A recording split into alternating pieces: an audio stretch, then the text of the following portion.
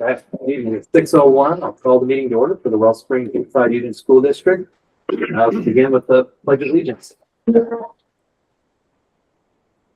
Pledge allegiance to the flag of the United States of America, to the republic which it stands, one nation, under God, indivisible, with liberty and justice for all.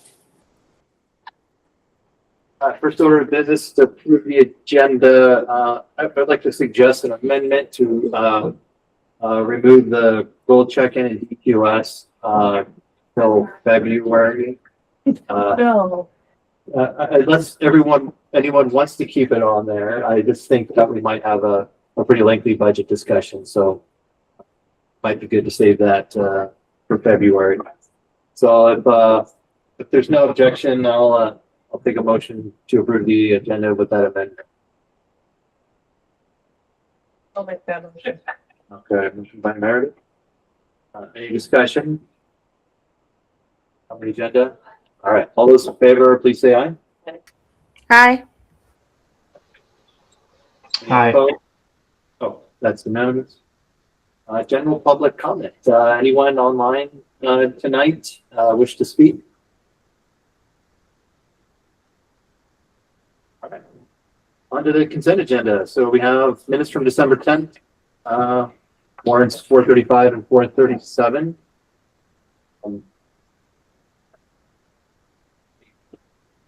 Questions or changes to the minutes or the warrants?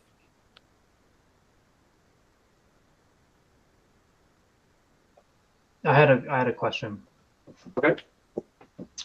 And I was looking back. This is, I don't think, unusual. I just want to have an understanding of it.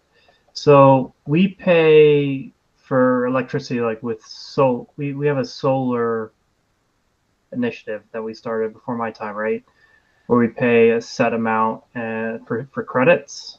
Is that right?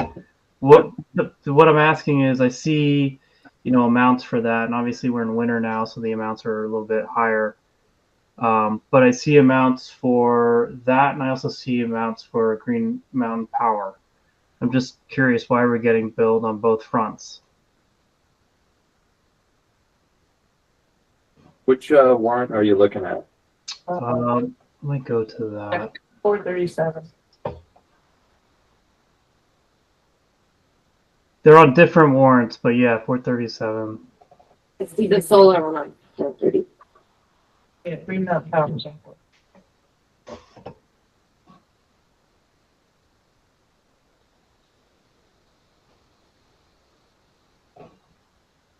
It's not the first time Green Mountain. I was looking back at November, December. It was on there as well. I'm just curious if this is we purchase up to a certain amount with solar, and maybe they don't have enough. I don't want to assume anything. I'm just trying to figure it out.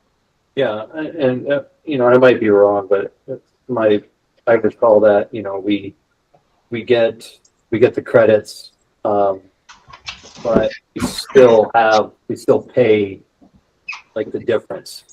So we still pay Green Mountain, and then we do get the credits. And I'll probably screw it up, but I think Lewis could probably explain it better than I ever could.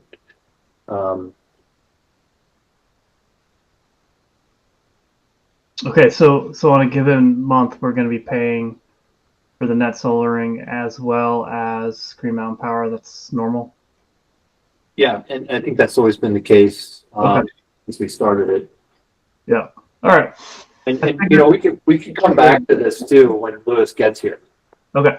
I figured it was the case, but I just wanted to double check. Thank you. I have no issues with that at the consent agenda. Okay. All right. What's the consent agenda? I'll make a motion to approve the consent agenda. Thank you, Matt. Any further discussion? All those in favor, please say aye. Aye. Aye. Unanimously. Okay. On to personnel, that was part of the consent agenda. I think what we'll do,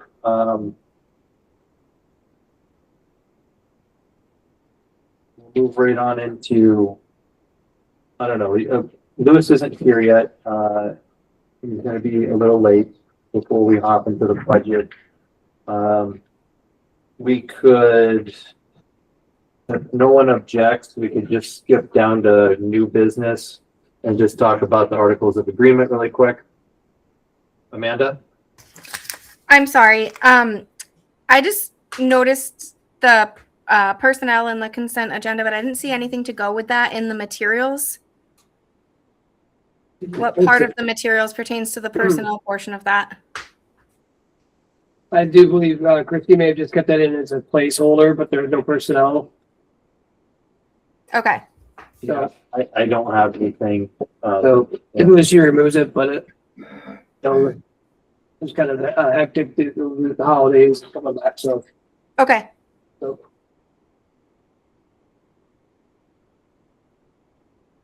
Okay. Okay, so if no one objects, we can just quickly have a discussion on the articles. That sounds good. So this kind of come up, and this is primarily in regards to Article 11, and just wanted to bring this to the board.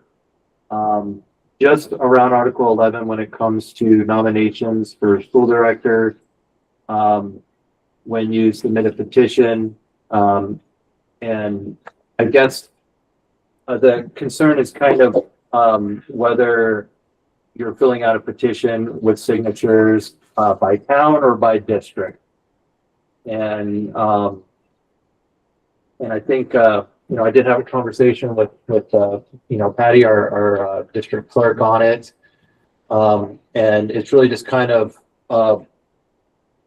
it'd be nice to clarify it, because looking at what's on the Secretary of State's office and what's in statute, if it wasn't for these this being in the Articles of Agreement, I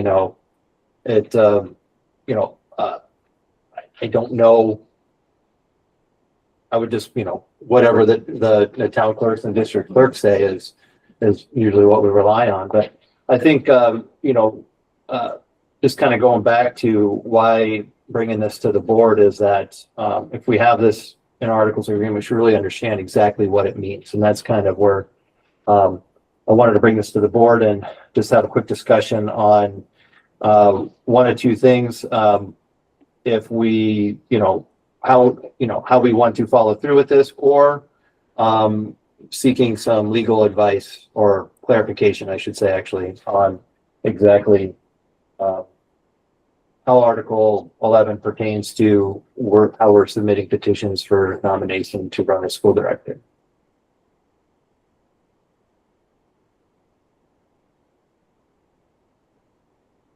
Seems pretty straightforward. Yeah, you mean this? Yeah, Article 11, Yeah. basically submit your petition to our clerk. Yeah, but, okay, and so specifically, a statement of nomination signed by at least 30 voters in that district, or 1% of the legal voters in that district. So it'd be, and this changes, because if you're doing it by town, well, we each have different town populations, so 1% of each town would be different. So that's kind of where, But it says school district. yes. And that's my interpretation of it, is that it's district. So it should be, If our district was just composed of one town, then a town would be applicable, but it's two towns, so Yeah. district. that's how I see it.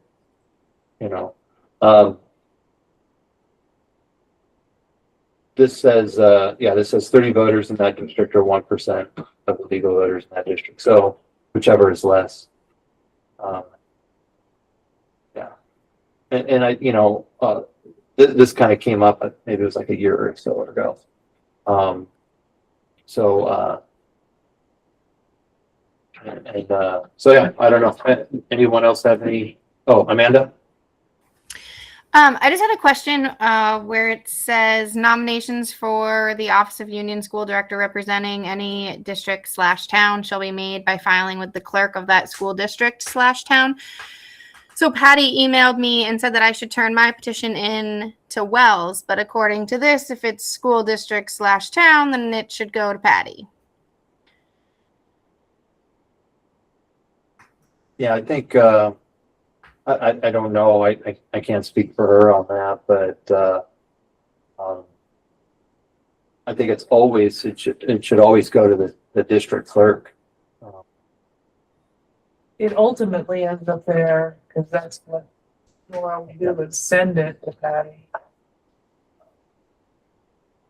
If she received them. Yeah. But to me, I think they should be going to Patty, our clerk. And Patty said the reason it should go to Nora, or whoever's in Wells covering right now, is to verify, like the registered voters that signed. That's true. Oh, yeah, the She cross wouldn't check. have a list Yeah, of Wells's. okay, that makes sense. So Yeah. I think, Well, this doesn't, yeah, I mean, yeah, with the clerk of that school district. I mean, she gets a copy of the Wells list when, before town voting day. But that's it.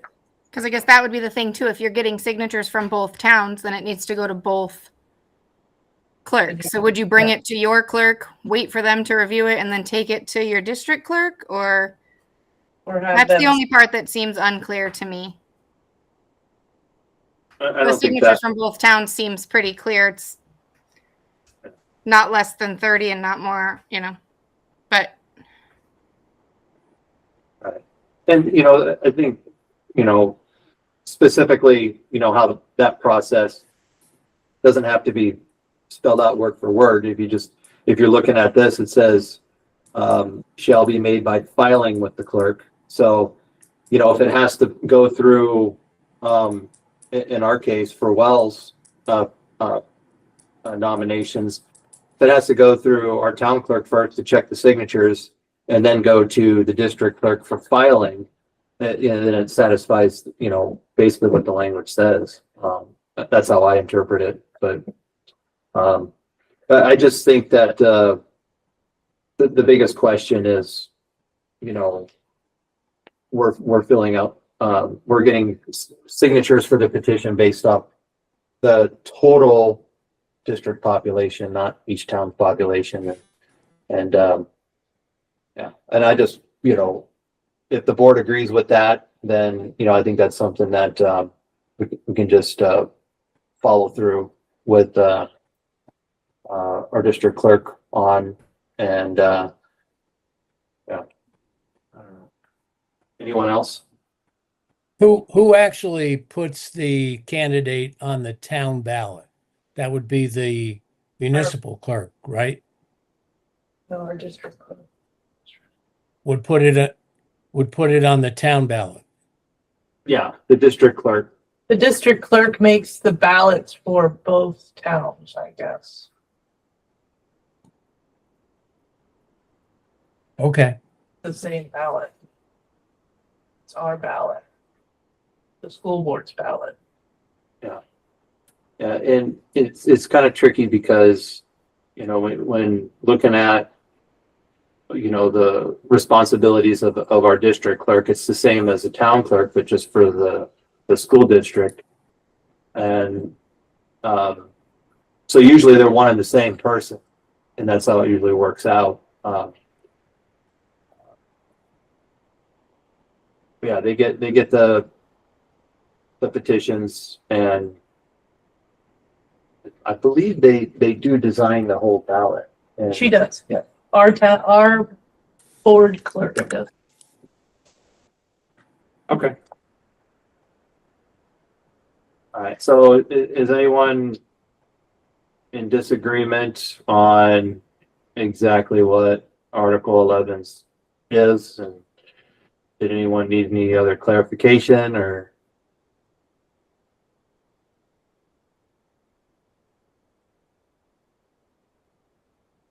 No one thinks we need any kind of legal review on this? I mean, Have we talked to anyone who was on the board that came up with the articles, what their intention was? I don't know. I'm looking at it. Yeah, I mean, that was probably boilerplate language essentially. Yeah. We didn't design each of these articles out of thin air. In the language that's in statute today, it's pretty much the same. But I believe it says 60 voters in the district or 1%. Instead of 30. Yeah. 30. Yeah. And I don't know, you know, I don't think, so articles can't, you know, be contrary to a statute. So I don't know if like the statute changed, like how valid this stuff is, but you know, Because it says 60 for town positions? Is that what you're, for town elections as opposed to our board elections, our school board elections? no, it was in, This is on the Secretary of, no, I found this in, found this in, the statute, it's online. I can, you know, I didn't want to, make, like go too much into it. I just thought that, yeah, after speaking with her, that, you know, there was legalese involved when you look at the statutes and,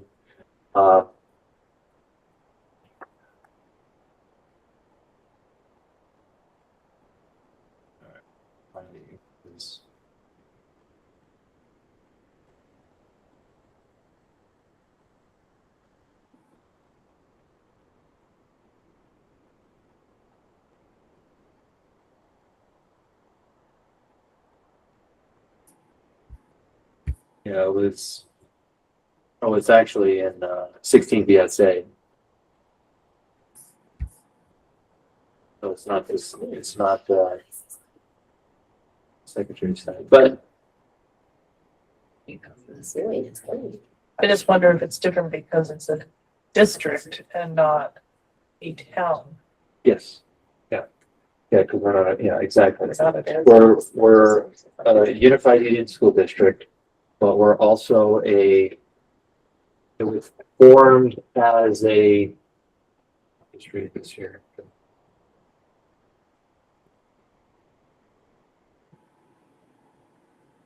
It was formed as a at-large hybrid model or a modified hybrid model, and that makes a difference. So, Amanda? So I just looked at the petition that Patty gave me, and there's 19 spots. But if you add the 14 that she said for Wells and then 6 for Middletown, that's 20. So then I guess if we're making changes to this, people would need an additional sheet, or do we? Well, it's 1%. So, Right, that's what she gave. She gave the 1% numbers. So she said 1% of Wells is 14 and of Middletown is 6. And there's 19 lines on our petition. And you can get another page. You just, I think it even says somewhere to add another page if you need to. yeah, just get another page. You can download it even. Yeah. Right. No, I just meant going forward. If we're changing that, is that something we should change? That was my question. I don't think we're going to change anything. I just think it would be good to clarify it. You know, I mean, isn't that form like a standard town or state form? Mm-hmm. yeah. There was So a point. I don't think we can change it. Not the form. Just the number of required signatures would be what changed. If we're doing 1% of the whole or 1% of the town. Right, and if you needed an additional sheet, you just attach it. Correct, because it changes for every town. Because it is a big difference, you know, for the longest time, I was told, you know, 1% of our town. So for Lake Wells, they only need like 10 signatures. But if it's according to this, it should be by district. And so you need about 15 signatures. So I don't know. And again, like I mentioned earlier, I think it's good that, you know, we have these articles of agreement. Not only do we know what's in them, that we understand them, but also, you know, provide that clarification moving forward. So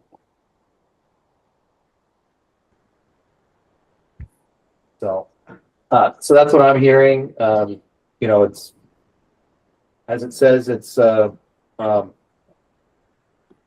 signatures or 1% of the district, not town. So,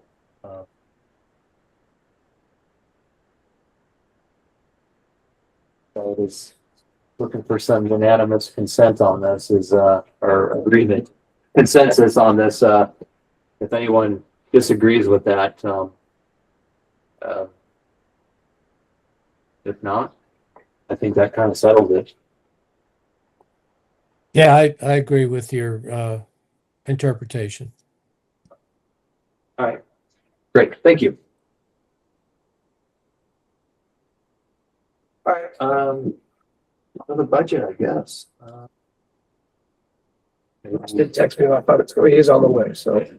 Well, we'll get started on it, because maybe we shouldn't have taken the gold check off of there. Just kidding. All right, so we have the draft 3, and you know, a lot of the stuff that we talked about, Lewis added in there, and so yeah, I guess we could just open this up for discussion. The changes are right in there, so we're looking at updated repair line for 100,000, 14,000 for student activities.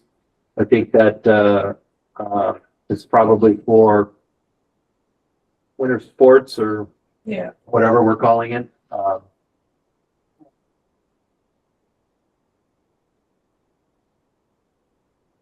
open it up for discussion or any questions or concerns.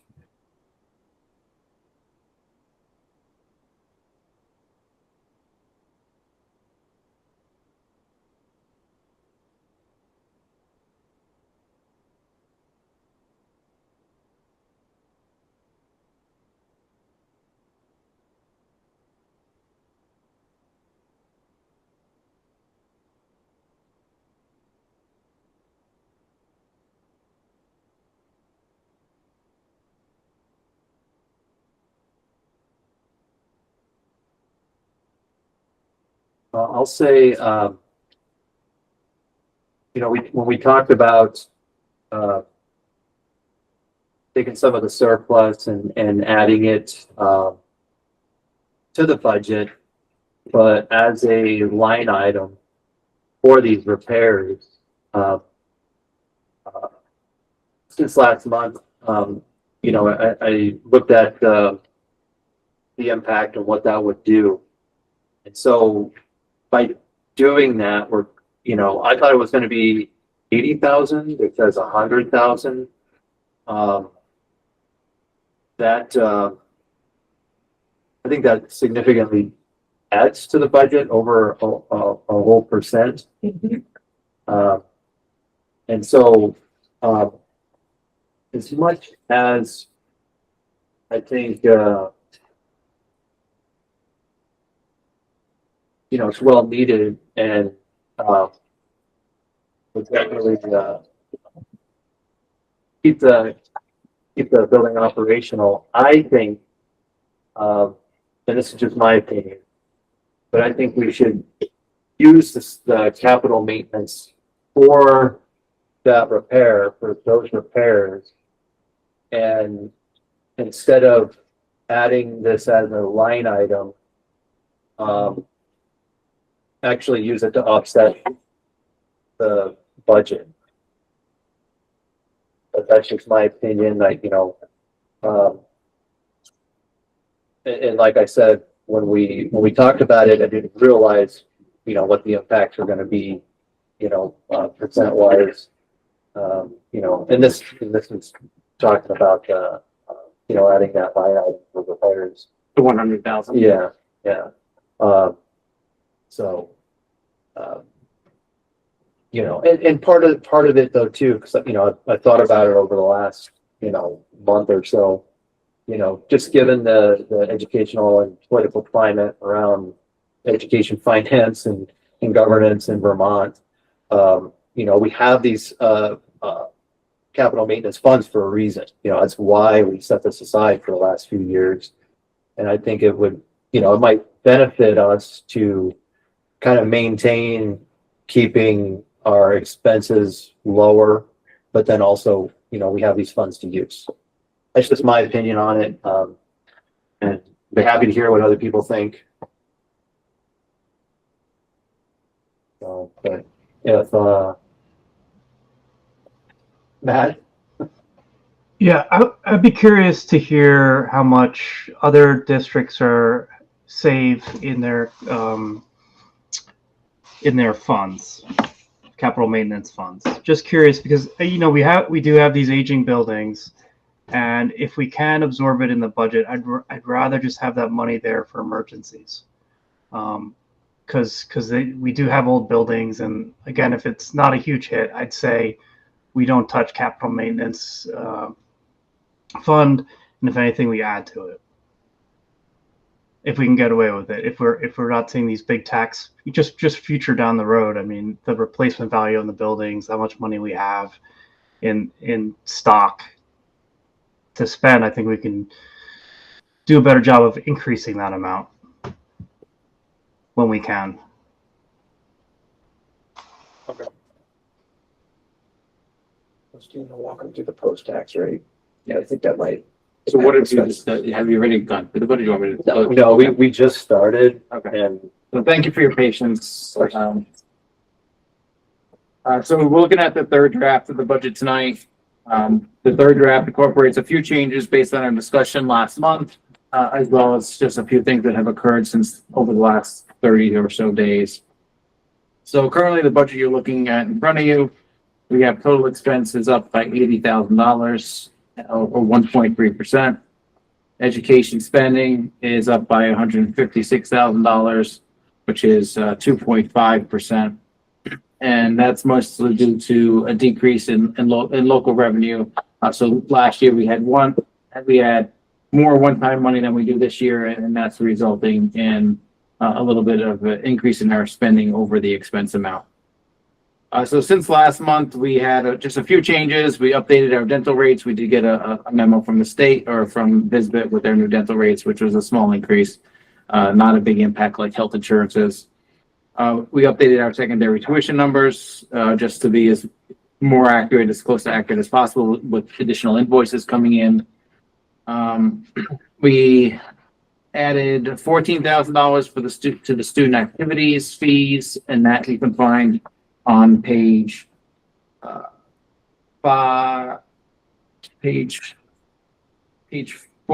at the top.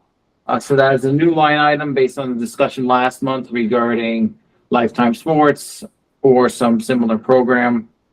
And I'm sure we can talk about that additionally in a few minutes. That $14,000 equates to $100 per student, and that is based on a recommendation from the two administrators or building principals. And then the last item is also based on the discussion from last month. There was two big projects that we discussed last month. There was the potential of a boiler replacement at Wells, just due to, it's not an emergency item, but it just due to the aging boilers. It was something that was recommended by the facilities committee. And the second item was a replacement of the pressure tanks at Middletown Springs. That project we discussed would come out of, it was more of an emergency type situation, and that would come out of capital improvement funds. And then the boiler repairs, since it wasn't as much of an emergency, we would put a line item in the budget for $100,000. It's a one-time expense, which would come out the following year. So FY28's budget would not have that amount. So looking at the last page, I'll walk you through the tax rate calculation. So I know last month when we looked at this, there were still a lot of variables in place because we didn't have all of the information from the state. And that is one of the most frustrating aspects of building this budget, is that we can do the best we can to build a budget here, but then after we've done our part, we're sort of at the mercy of these numbers that the state throws at us at the very last minute. We received CLA data. I think it was posted on the website like January 2nd, which gives us really 2 weeks to make any substantive changes if we need to. And this year, like the past few years, we're seeing very large swings in CLA data, which is really driving the tax rates and doesn't give us a lot of time to make changes or really research what we can do. But I'll walk you through it. So expense, again, is up by 1.26%. Education spending is up by 2.55%. Equalized pupils, this is a number that's based on weighted ADM. That we are seeing an increase, and I think that's mostly due to poverty data. So we've had an increase in our poverty rates, which are increasing our long-term weighted ADM. The number that we looked at last month was a little bit higher, so it did come down. This is a final number at this point. Not quite as high, but still definitely a lot higher than last month. That 20 pupils really has a big impact on your spending per pupil. So education spending, even though your education spending was up by 2.5%, with that increase in the pupils, you're seeing a spending per pupil decrease of approximately 1.6%. So after we calculate our spending per pupil, we apply the property yield. This is the amount that we're using is based on the tax commissioner's December 1st recommendation. We have not received any estimates from the state since December 1st with any new numbers that they would recommend based on any discussions that are happening in Montpelier. So at this time, this is the best number to go with. There is a chance that the governor may buy down their tax rate and change this yield. That would be an increase in the yield. But at this time, we don't have any data to suggest if that will happen or what impact that will have on the yield. So based on that yield, we are looking at a unified tax rate of $1.42, which is a 7-cent decrease over our unified rate from last year, which was $1.49. The last step of the calculation, this is where it really gets a little messy, and not looking comparatively for some of our other districts in RSU, it's actually not looking too bad for Whale Springs, but still it goes from a decrease to an increase. So Middletown Springs CLA dropped to 88.34 and Wells decreased to 116. So if you look further down on the page, you can see what our prior year CLAs were. So Middletown was 96.7, and so it dropped to 88, and Wells was 132 and dropped to 116. So what this means is property values have increased in your towns, which is driving down the CLA. I will know that these are not your actual CLA numbers. These are the state adjusted CLA numbers. So 2 years ago, the state changed the calculation, and it applies a state adjustment factor to both the CLA and the yield. And that is based on the statewide average CLA.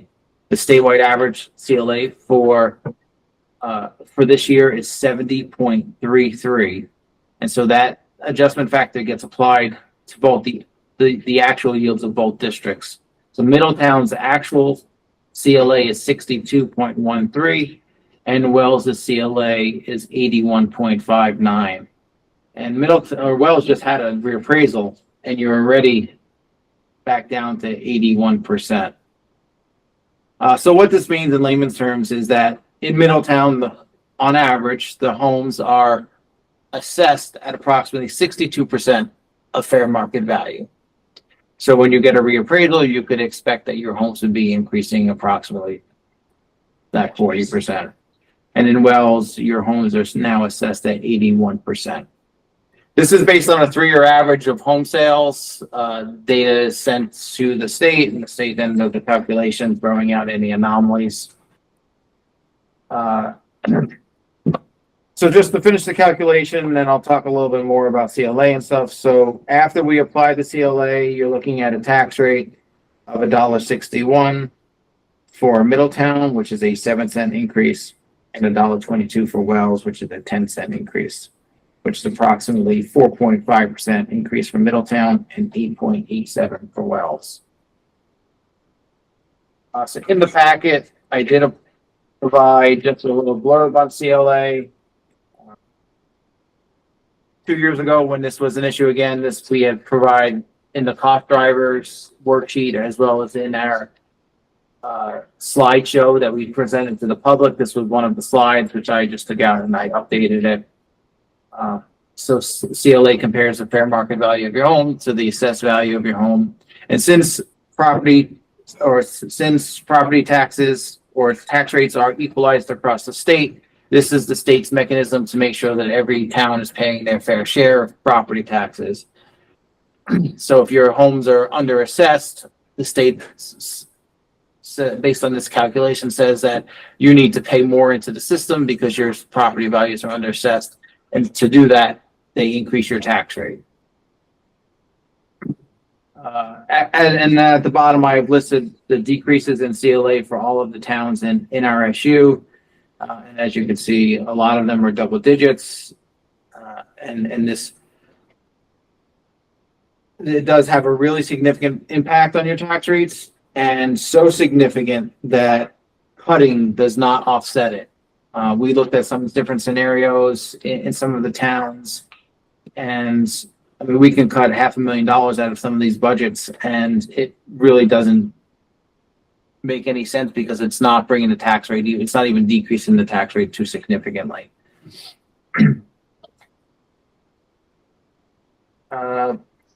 Just a couple of the quick items, and then we'll open it up to questions. So I did provide another graph in the packet. Looks a little bit, it looks like this. It is the plot graph of all of the tax rates in the state of Vermont, and I provided both pre-CLA and post-CLA. So there's 260 towns in Vermont, and I just put them all on this graph to show where our towns or districts fall. And so in the pre-CLA, you can see that Wells Springs is in the 29th percentile, which means there's 71% of this town in Vermont have a higher tax rate than Wells Springs.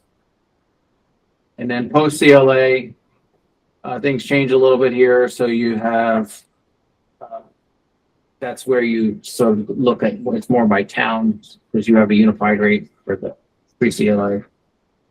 So post-CLA, Wells is at the 19th percentile, and Middletown Springs is the 53rd percentile.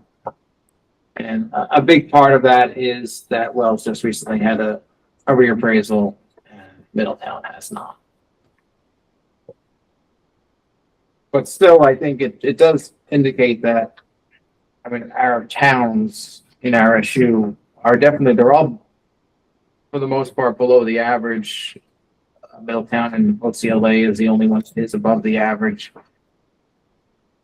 saying that we're doing something right. And I think that is just attributed to how fiscally responsible we are in our spending, and that then flows down to the tax rate.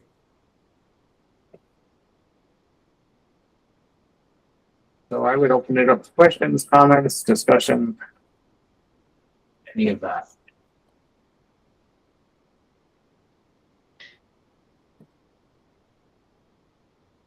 Not a question, but a comment. I wonder who's this dot all the way up. In Heartland is one of them. Are you on the post or the pre? The post. So the post CLA. Yeah, actually, it's Killington. Imagine that one. Top five are Killington, Plymouth, Woodstock, and Heartland in Jamaica. Why Heartland is just a dot on the map anyways. And pre-LA's Heartland is the way top on the pre-CLA. Their tax rate is $2.16. That's the one, 10 people, right? Yeah. Heartland. Yeah. No, this is really, thank you. This is really interesting. Kind of shows exactly where we stand. I know there was a discussion when I walked in about whether, and it seemed like it was a discussion whether to pay for the boiler project maybe out of the capital maintenance fund or put it in the budget. And my only thought is that looking at where we can't control CLA, that's out of our hands and it can fluctuate from year to year. What we can control is the budget, and what we present to the taxpayers will be what our expenses and what our spending is. And based on the budget you have in front of you, including the $100,000, which is in there as expense, I think the budget that we're putting forward is very reasonable, especially considering where we are in the environment we're in. Tax rate or spending has been pretty high. I mean, I think they're looking at an average spending of 5.8% statewide. That's what the tax commissioner's letter is based on. And so our spending per pupil, our education spending is at 2.5, so less than half than the average. So it wouldn't be my recommendation at this time to take that out of the budget and utilize capital improvements. I think keeping that in the budget is a wise decision at this time. If the budget's not supported by the taxpayers and it gets voted down, then we can look at taking that out. But I think it helps stabilize things for the future, because when we look at next year's tax rate, if we take that $100,000 out, you're going to drop our spending and down even further, and our spending per pupil even further. And then when we look at next year, you're looking at possibly going right back up when you include increases in wages, increase in healthcare, plus any unknowns that we don't know at this time. Our spending this year is being helped out by a few items that we talked about when we reviewed draft one, which is helping drive down our tax rate, our spending, and then our tax rate as well. We may not have those items next year, and we may have a small surplus. And so while we have it this year, it makes sense to sort of do something that's going to be for the benefit of our building, but also position ourselves in a better spot for next year when we're looking at budget planning.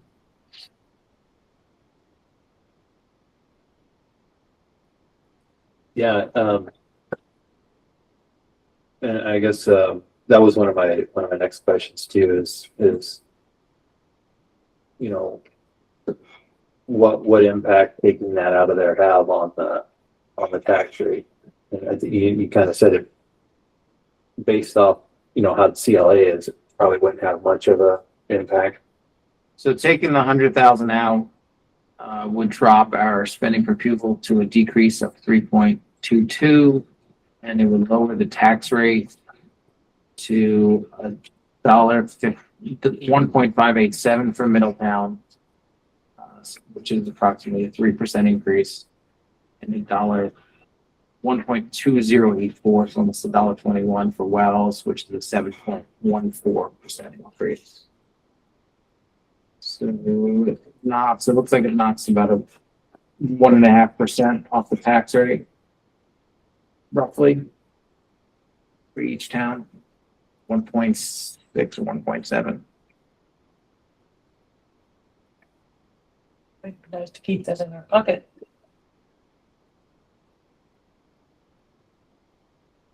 What's that? Might be nice to keep that in our pocket. Gotcha. Can I ask you, this is a sideways question, if the governor has been suggesting that,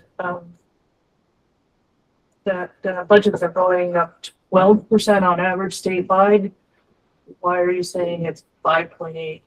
Not understanding the difference. So the 12% that he is referring to is tax rates, and the tax rate increases based on a number of different pieces. It's based on an average increase in spending for all districts.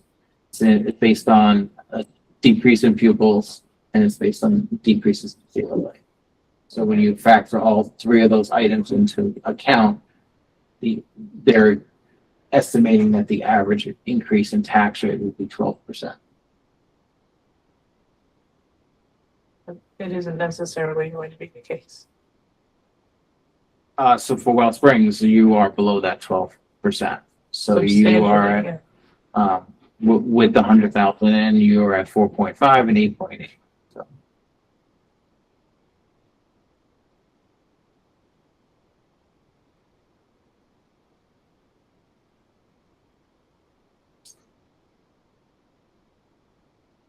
Any questions? Any discussion on any of the budget items? Amanda? Regarding the 14,000 for the student activities, can we just clarify? I thought last month that there was a discussion about potentially having Wells and Middletown together. So we were looking at numbers to see what it would cost to have our students join the Middletown program. Do we have that information? You want to talk now? Yeah, so I think what we decided to do, just based off of the different needs in the school, is put it into a student activities fund, so that if we do decide to do something together, we can do something together, and it just kind of gives us flexibility. We decided on $100 per student for each school, just so that it's a fair amount for both of the schools. Okay, so just to clarify, there is potential that next year Wells and Middletown would both be at PICO doing the same program. Potentially. Potential, I think using the word potentially is fair, but I wouldn't commit to that at this point.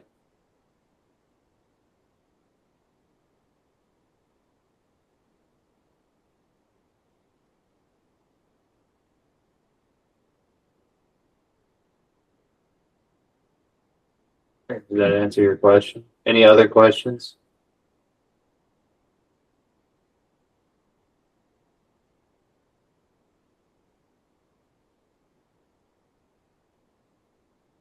Oh.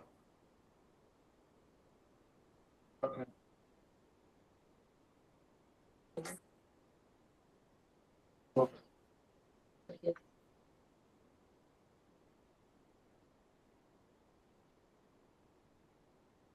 I think, man, I don't know if you want to bring it up, but the other budget consideration that we talked about at our November meeting, we didn't talk about last month, was the board stipend piece. I don't know if you wanted to bring that up again. Yeah, I did email that, so everybody should have the numbers. I don't have it in front of me, but I could look it up in my email. I think I have some physical copies from that meeting still, because we had a whole bunch. I still think it's something that if the board is in favor, it should be considered. Looking back, I think it's been $500 since 2014. So that's 11 years. You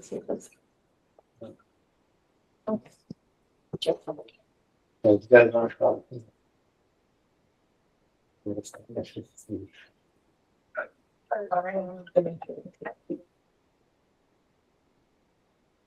Yeah, so this is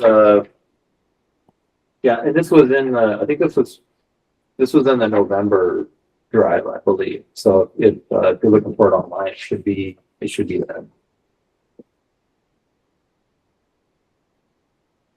All right.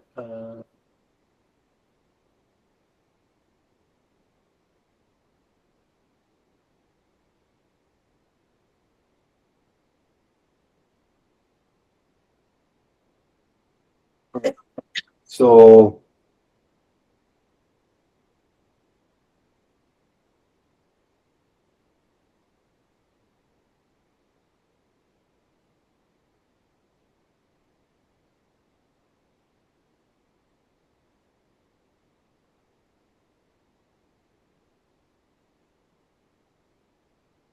All right, am I reading this correctly for GRCSU and local committee work? Is that, Yeah, so we highlighted that because after we spoke with Lewis, he said that would be just too much to expect them to keep track of for the committee work. So we would just keep it at keeping track of the SU meetings.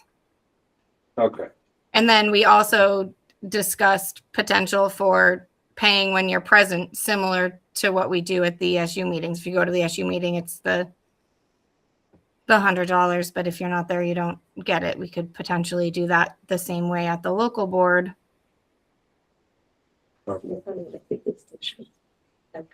so.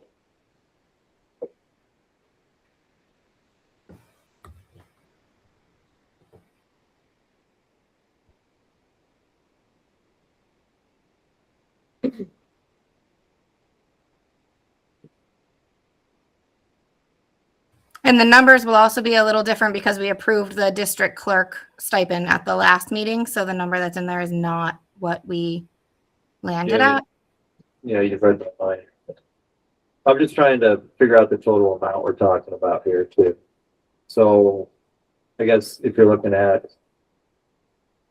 increasing your suggestion is to increase the regular board stipend from 500 to 700, and then for the chair 700 to 900.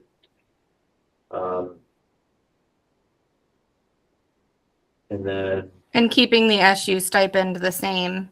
okay, so it's really just a $1,400 change.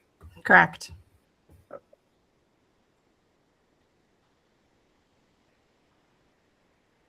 Discussion. The fact that it's a little bit of a difference. That's my opinion. Well, just whether you accept it or not. I mean, I think it's not acceptable, considering we both have fire departments down the road that volunteer for nothing and do a heck of a lot more than what we would ever do.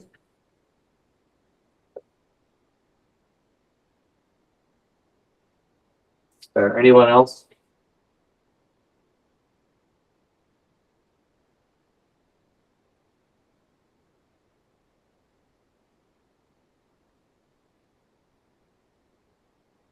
Okay, does anyone, other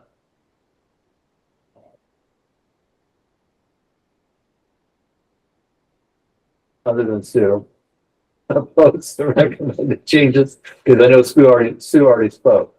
So, you know, in order to get some kind of consensus here, we got to hear from people. So,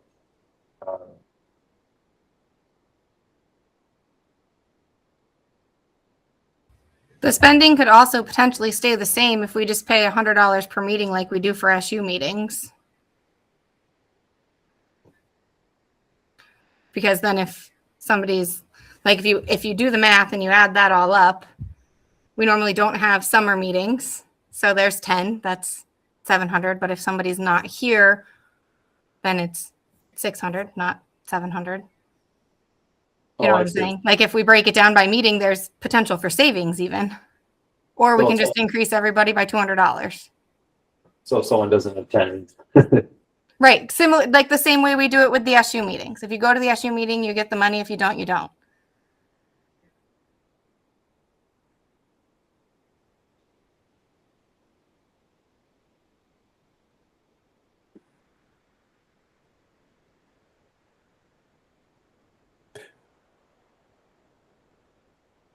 Was the proposal in this particular month's packet?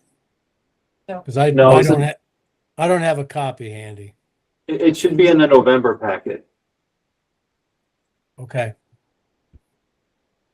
Yeah, because it's left over from the previous discussion when we first started talking about the budget. It should be in there. Actually, I'm pretty sure it is. Yeah, it's in there. So in November. And I just had leftover copies from that meeting, so.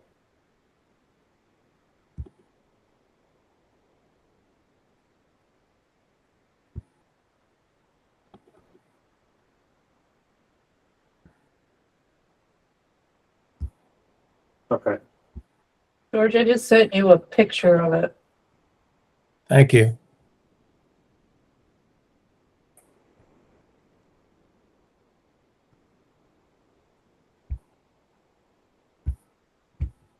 Okay. Well, I think, I mean, go ahead. no, I was just gonna say, I guess the question is if we're doing it at all or not, and then if we are, if it's by meeting or just $1,400. I'm not sure. I'm not sure. My thought would be that you know, not to change the stipend process, like get a stipend annually and not do it per meeting. That would be my thought. And because I think that just complicates it too. Having to keep track probably of.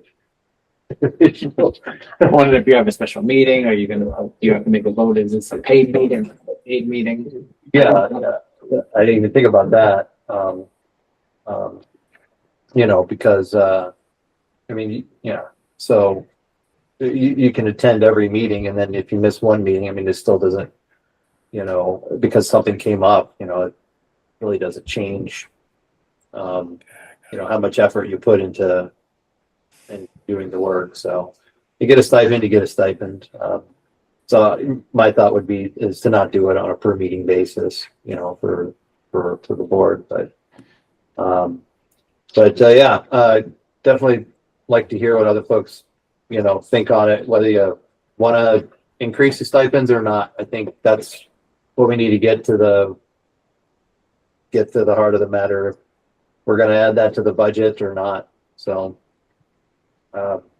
After having been on the board for I don't know how many years, there are been members over the years who, for whatever reason, disappear for months at a time. And it isn't really fair to be paying them for whatever their absence is.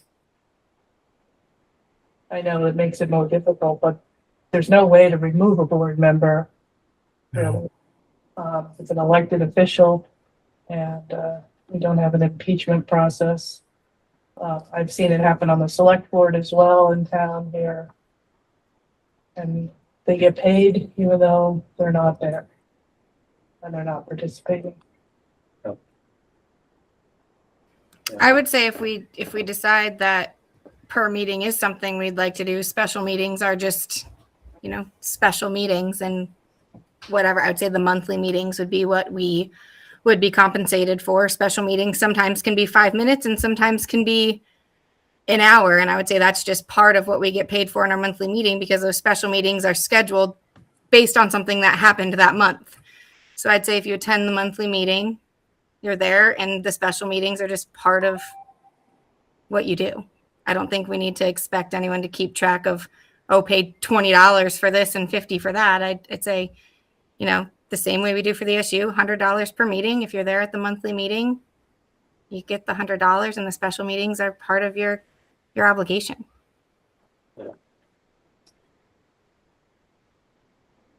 Yeah, I like that idea.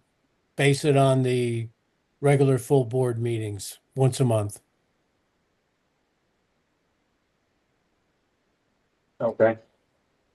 So it's just, okay. So the compensation is just for on a per meeting basis. Anyone else? Matt?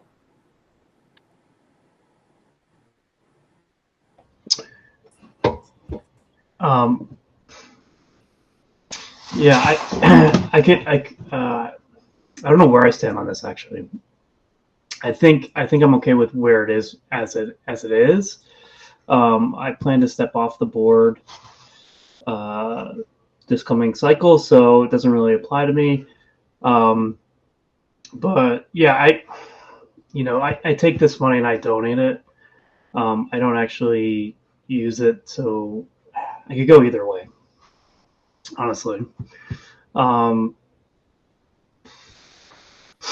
guess I would go with sticking with what it is currently. Save taxpayers' money.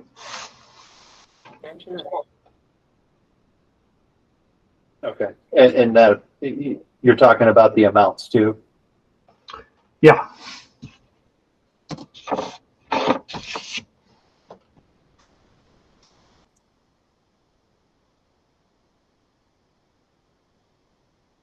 All right,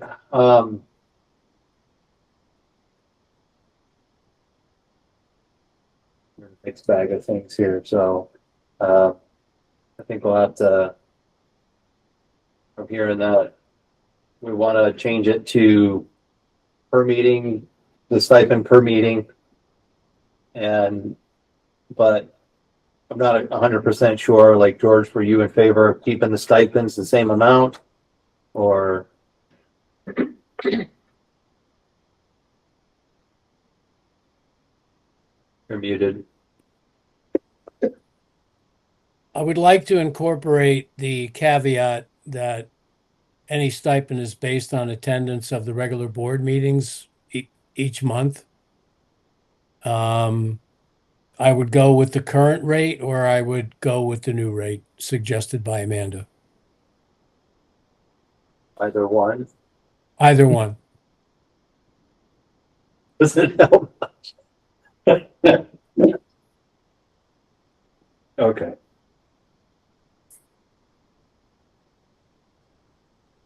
All right, well, we'll just do this, well, someone will just have to make a motion, we'll just vote on it, because at this point, I just, sometimes consensus isn't easy to get to, so.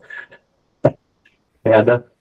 I'll make a motion that we adjust our stipend to $100 per meeting while in attendance, Okay. with special meetings at zero cost. Okay.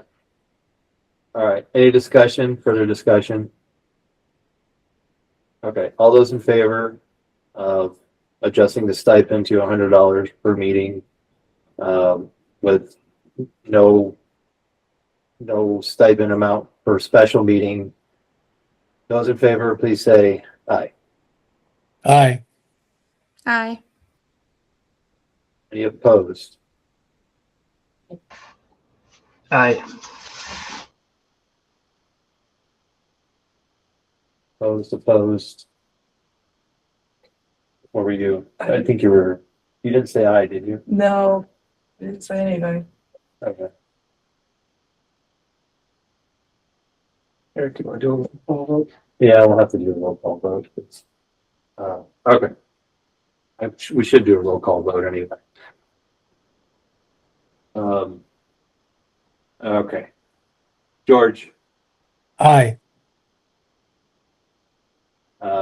Amanda, Aye. Matt, Nay. Sue, Aye. Meredith. Aye.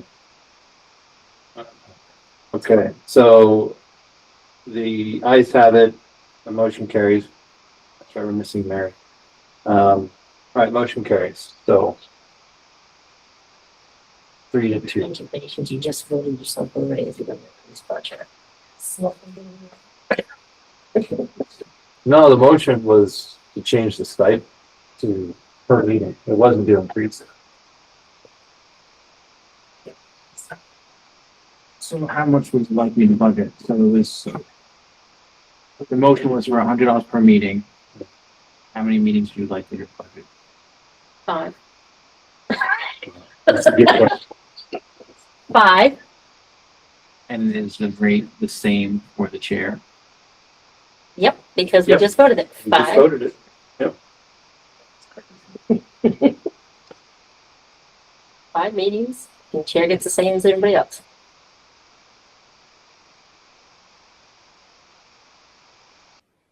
Did I put 10 meetings? So We don't do it in the summer now.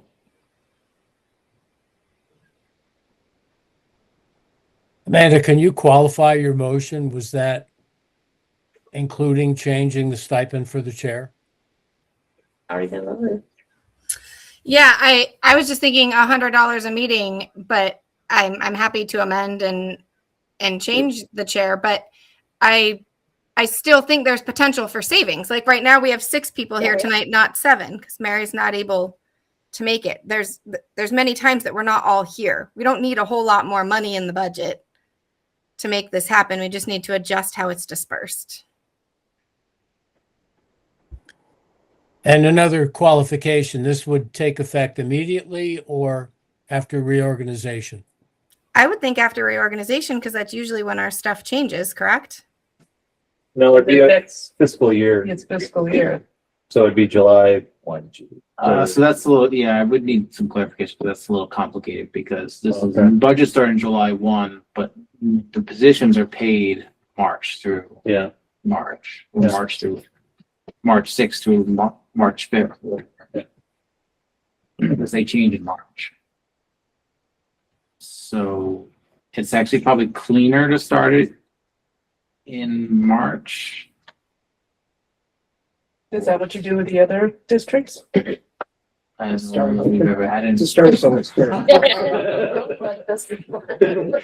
is the start of the board member Yeah. term as well. yeah. I don't know. My thought. You pay other districts. The They SU all get meetings paid out, start in they all March. get paid out based on March to March. Right. So But then we that- haven't had a change like this for in going from a flat stipend to a monthly meeting stipend. So none of these are, This is all something totally now. Let's just try something new. So if we, there's 12 months in the year, if you budgeted for 10 at 7 people, that comes to 7,000. I could change that and you just let me know what you wanted. I can budget. And that's only a $500 increase, right? Because right now we're budgeted at 65, and we have extra in the line item under the board stuff anyway. No, currently we're budgeted at $3,700 for Wellspring stipends. Do you know what page that's on, Louis? The 65 includes the SU stipends. Right. So this would be 7,000, based on 10 meetings at 7 people, that's 7,000 for the Wellspring stipends and 3,600 for the SU stipends, so 10,600. Right, but like our total Board of Education budget has extra money in it, is what I'm saying. On page 6.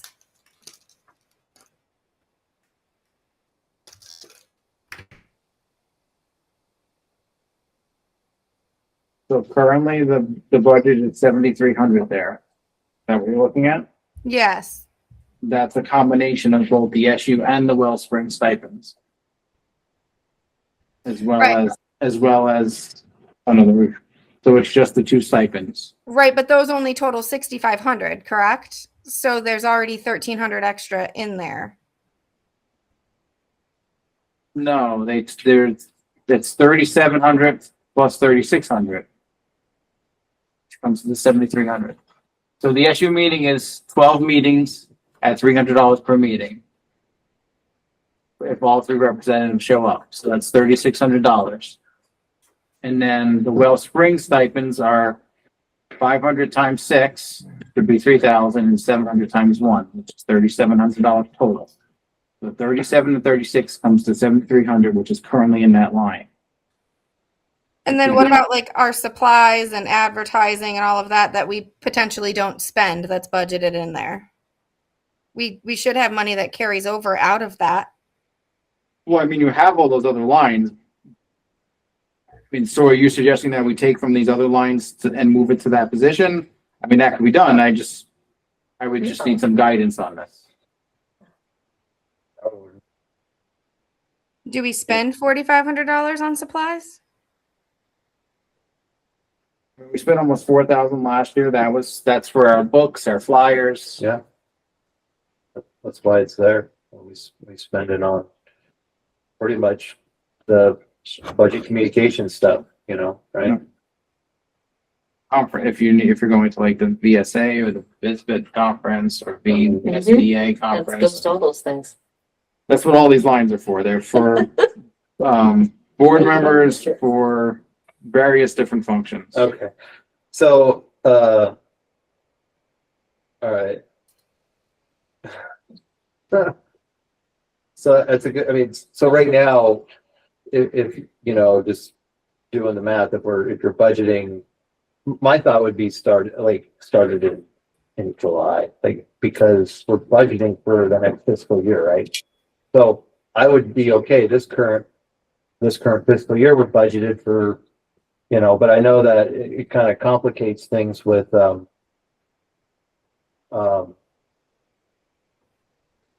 you know, how the stipends are done annually. Well, the Now- board's okay with going with no stipend from March to July and then starting this new system in July, we can do that. That's one option. Or we pay a prorated amount from March through July and then start the $100 per meeting starting in July. Is So it paid in a lump March sum at through the end or June is beginning? what? That's 4 months, so we would pay 25% of the current stipend in July and then start the new process in July.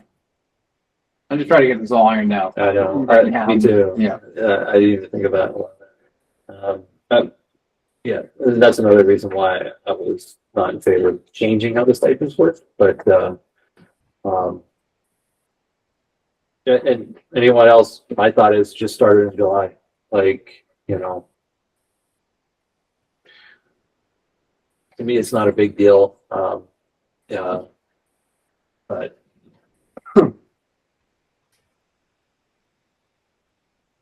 Any thoughts? Don't matter. Everyone cool with that? We can reconsider the motion as well. Take a 2/3 vote though. So, and someone who voted in favor would have to make the motion to reconsider. So,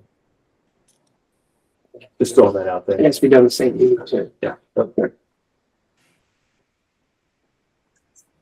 Do we need to revote to set this up? Reconsider.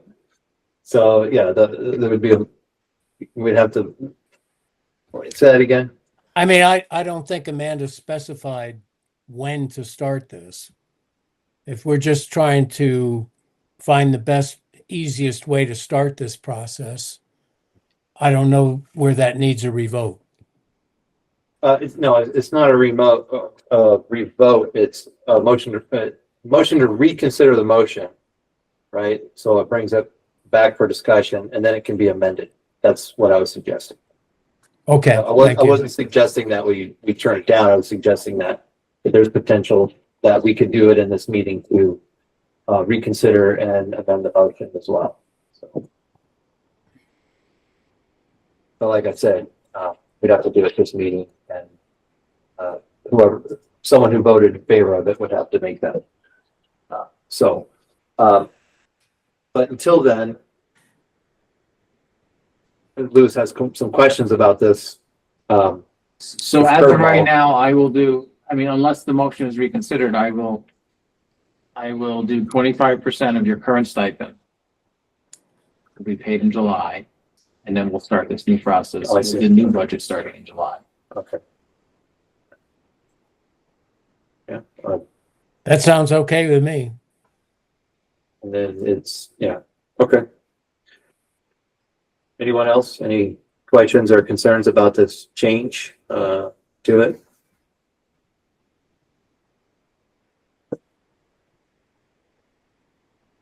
Okay.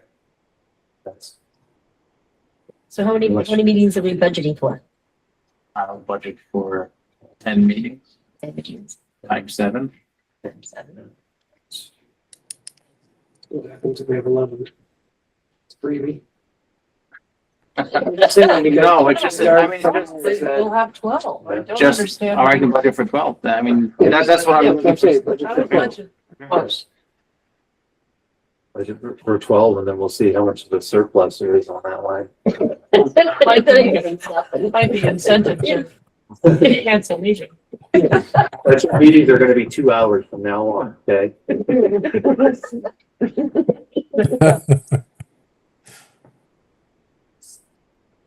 Back to August breaks. December. Okay. All right, while you're working on that, any other budget items? So we've talked about all the changes for draft 3. Lewis talked about the impact, the tax impact, the CLA. So if there's nothing else to discuss on the budget,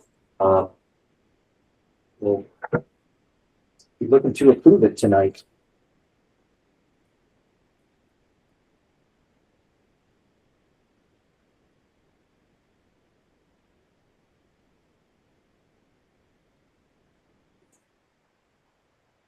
Amanda? Sorry, I just wanted to clarify because I haven't heard the principal reports yet, but last month we confirmed that everything that we changed accommodated the needs for both schools. There was nothing else that we should consider last minute. I know we discussed like sub stuff matching SU, so we took care of that, but is there anything else that we, before we finalize, should clarify with the principals? No, it was a short month, so there's no reports on the agenda, so. Sure. The dollar amount will, just provide Carol and Jessica enough to do the things they need to do in their respective buildings. Oh. So it's fine.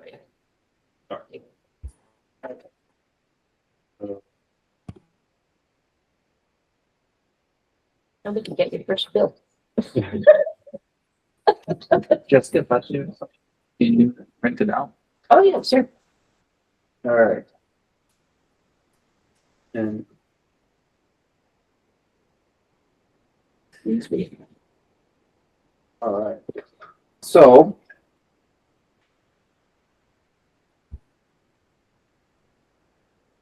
need a motion to budget FY27 budget for $6,475,972.30.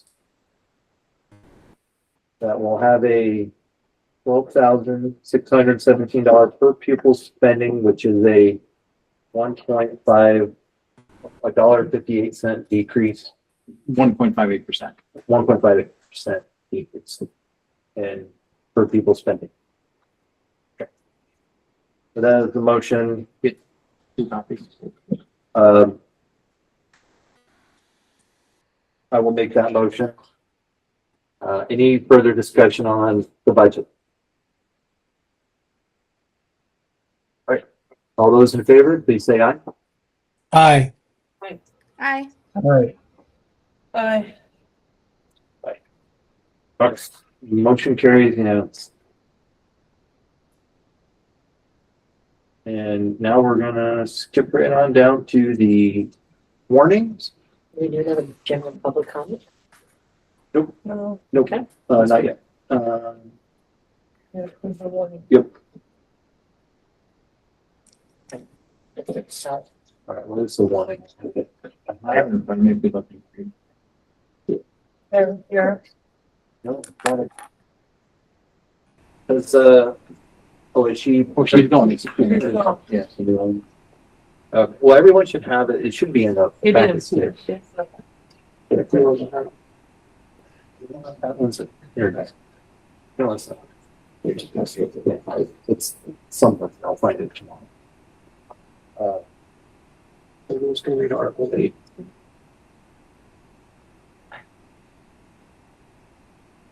Okay.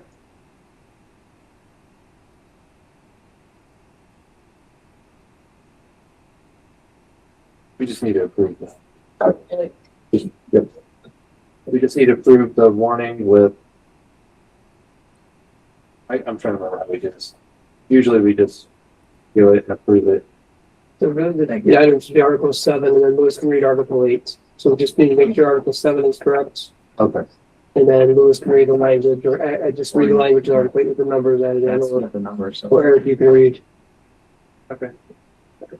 Okay, so yeah, Article 7, to elect one school director from the town of Middletown Springs for a term of 3 years. B, to elect one school director from the town of Wells for a term of 3 years.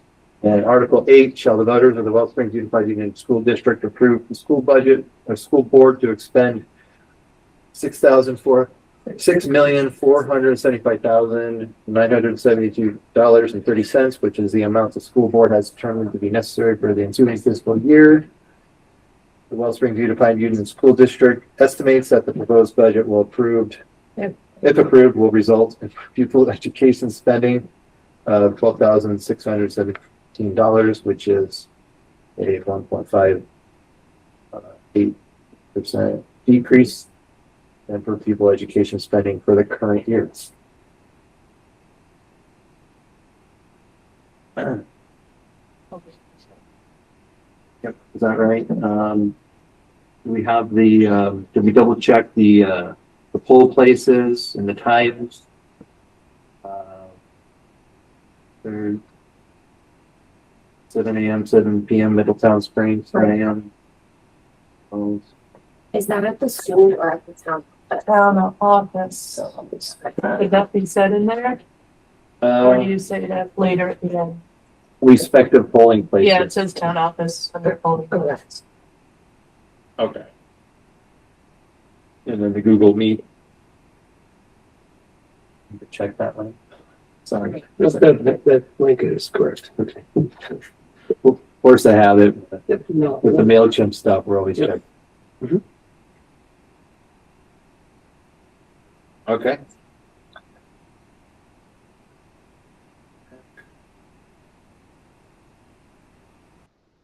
All right, looks good to me. So.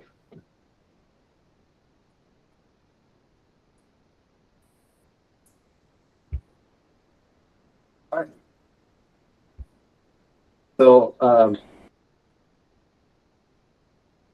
we have the updated numbers, but the warning that's in the drive is the same thing except for the numbers that I read off.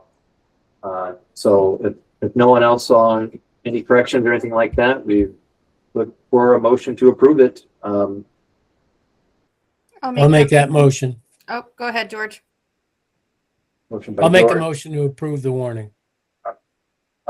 Any further discussion on the warning? Questions, concerns? All right, all those in favor, please say aye. Aye. Aye.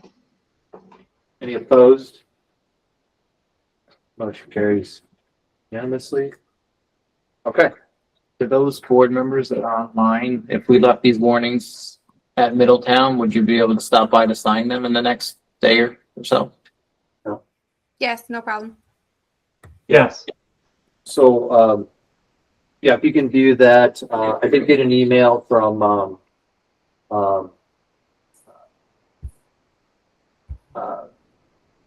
the town of Wells,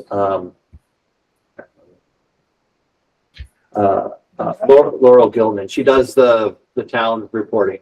And so they're looking to get this by Friday afternoon. Last year, yeah, I don't know what are the hours because Patty needs it too. Patty needs to sign it. She's in tomorrow afternoon and Friday afternoon.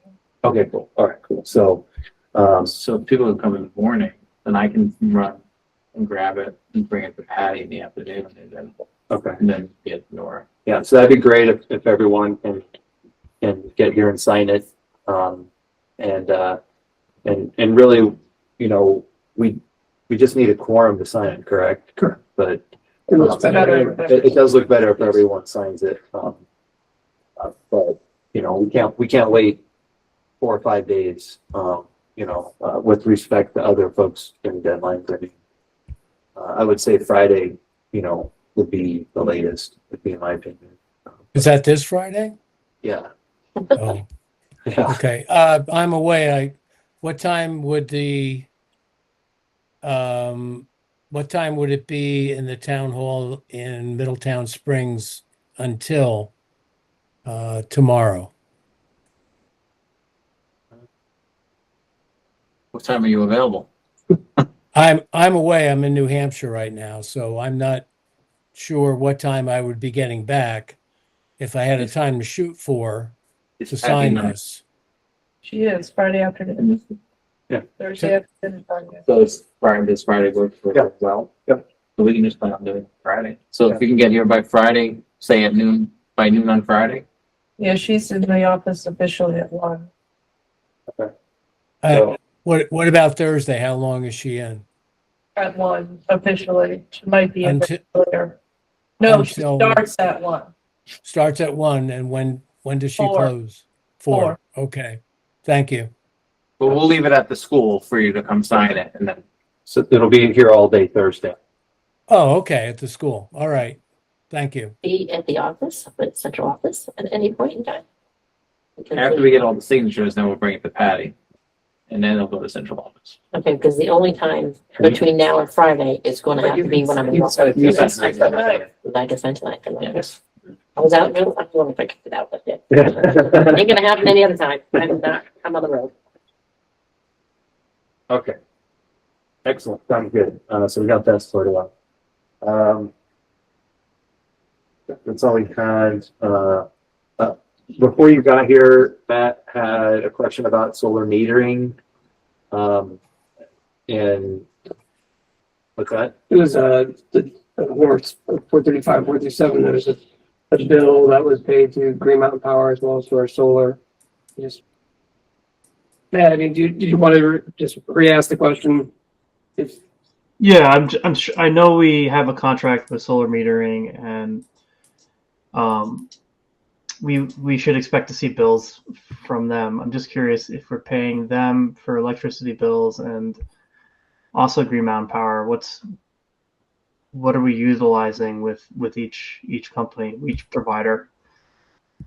So it all flows through Green Mountain Power, so we do pay both. If, because the solar net metering is not covering 100% of our. I see. Okay, that's what we were thinking. Okay. So I did provide, I think last year, a report which showed how much we were saving each month. Definitely, I can provide an update on that at a future meeting if the board would like. Actually, I'd love to see one. Please and thank you. Yeah, I think that was one of the concerns originally. Like you're not saving anything with the solar metering. Is You're not saving anything. Right. We're saving.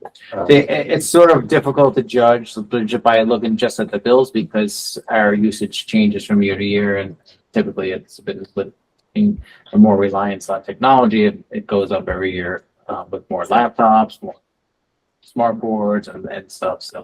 So we are saving money, but our expense still might be increasing because we're using more energy. makes sense. right. I think Matt's question though is why do we see lines for the solar company and why do we see line items for Green Mountain Power?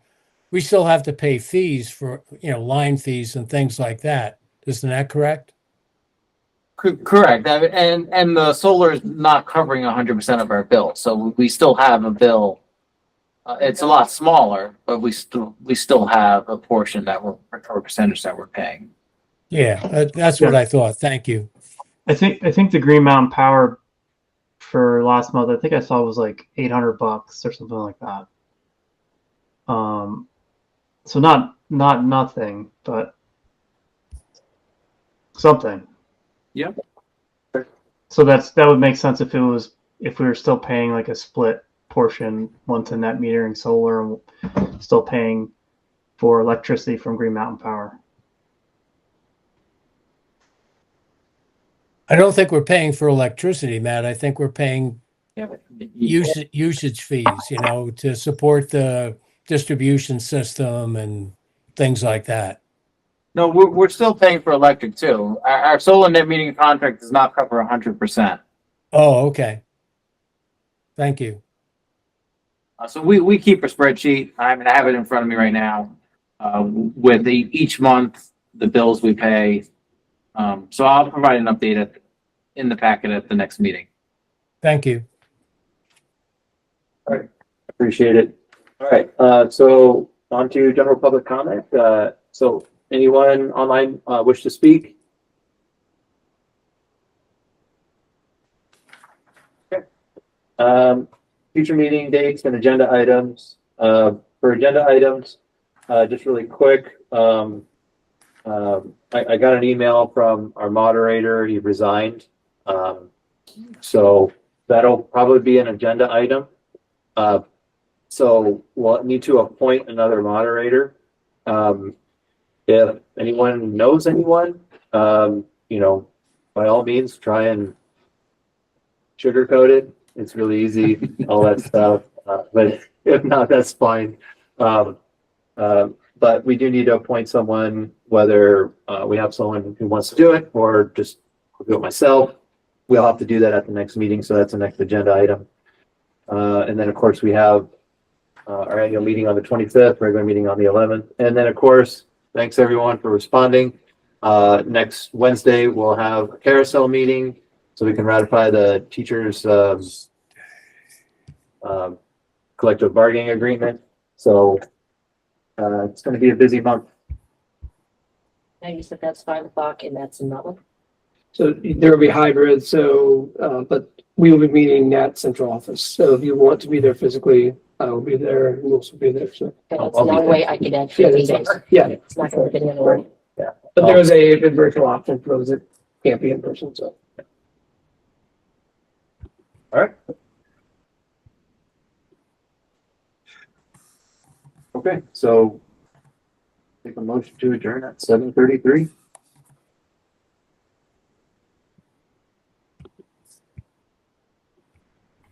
I'll make that motion. Motion by Amanda. All right, all those in favor, please say aye. Aye. All right. Motion carries. We are adjourned.